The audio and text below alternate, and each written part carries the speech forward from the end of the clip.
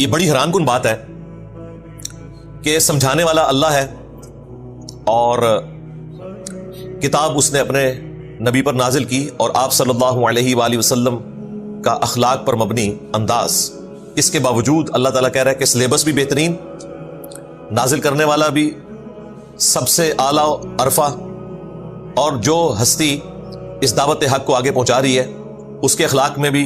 کوئی جھول نہیں۔ اس کے باوجود جب جب قرآن کے ذریعے سمجھایا گیا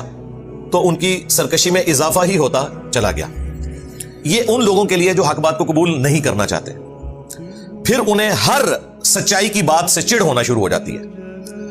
آج بھی آپ دیکھیں کئی لوگ ایسے ہیں جو دین سے، مذہب سے اتنے متنفر ہوئے ہوتے ہیں کہ انہیں بڑی کوفت ہوتی ہے اگر آپ کوئی مذہب پہ مبنی بات کریں۔ پیچھے ایک ٹریک ریکارڈ ہے ان کے، شاید ان کی زندگی میں ایسے واقعات ہوں، مذہبی لوگوں سے متنفر ہوئے وہ، اس کی وجہ سے انہوں نے کنکلوڈ کر لیا کہ مذہب اور ان کے ماننے والے لوگ ایسے ہی ہوتے ہیں، یا پھر جب انہیں حق بات پتہ چلی انہوں نے اس کو نہیں قبول کیا اور اللہ کی طرف سے ان پر مہر لگ گئی، جو سورۃ الانعام میں آیا کہ ہم ان کی آنکھوں کو اور دلوں کو پھیر دیں گے حق بات قبول کرنے سے، جیسا کہ پہلی دفعہ جب ان پر حق کھلا انہوں نے حق بات سے روگردانی کی، اور اب اگر ان پر فرشتے نازل ہوں اور مردے قبروں سے نکل کے ان سے باتیں کرنا شروع کر دیں، یعنی آخرت کا وہ بتانا شروع کر دیں ان کو،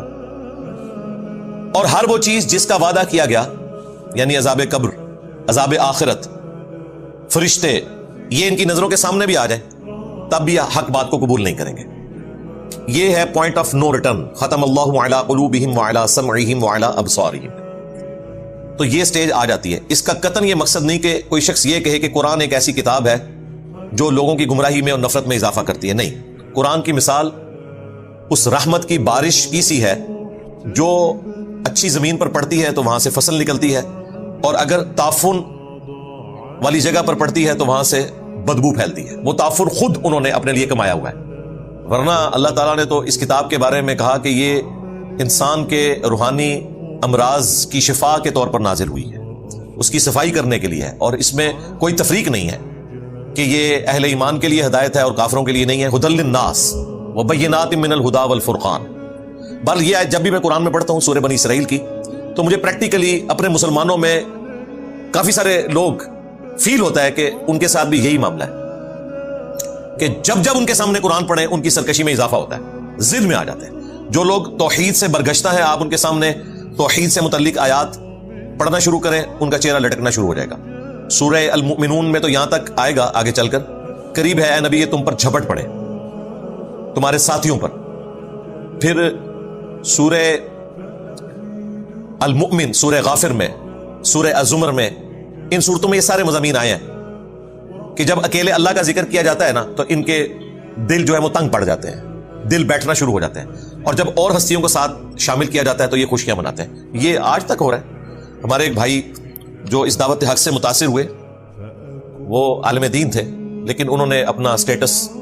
ڈسکلوز نہیں کیا، اور مسجد میں آہستہ آہستہ دعوت توحید بیان کرنی شروع کی، تو ایک دو جمعوں کے بعد ہی لوگوں کو آئیڈیا ہو گیا، اور جو بڑے بوڑھے نمازی تھے انہوں نے ان مولانا صاحب کو کہا کہ